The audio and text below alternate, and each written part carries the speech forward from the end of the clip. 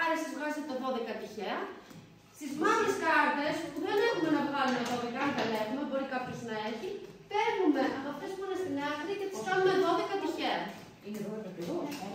Αλλά και εσύ θα πάρεις από εδώ και θα τις κάνεις 12. Να έχουμε στα χέρια μας στο τέλος όλοι 12 κάρτες, όπως στην αρχή. Έχω 12.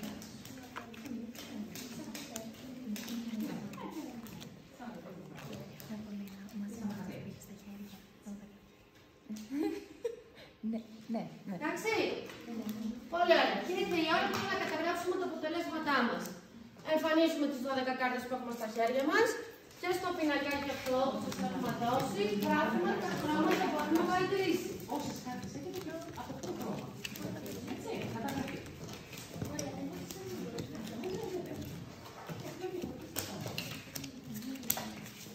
Μόνο το χρώμα και κάνω το ίδιο. Εδώ αριστερά πρόκειται για την γκρι ομάδα καρτών που είναι ο ξενιστής και δεξιά με τη μαύρη. Πάρτε το χαρτί τώρα. Μετρήστε και γράψτε. Στο στυλό σας θα δείτε τα κουτάκια. Εσύ άμα έχεις τα μαύρα, είσαι το παράσιτο.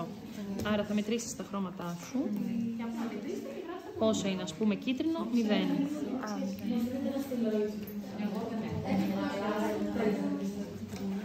Άλλες θέλεις να δω.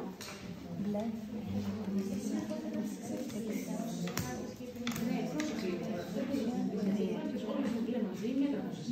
Ωραία, και εσύ τώρα αντίστοιχα θα γράψεις τον ξενιστή, γιατί εσύ που είσαι ανοιχτόχρωμες κάρτες, είσαι το ξενιστής.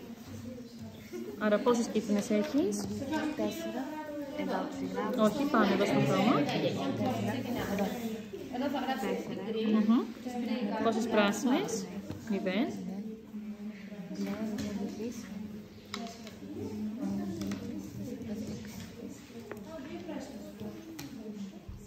Εντάξει. Και επειδή θέλουμε να ελέγξουμε πόσες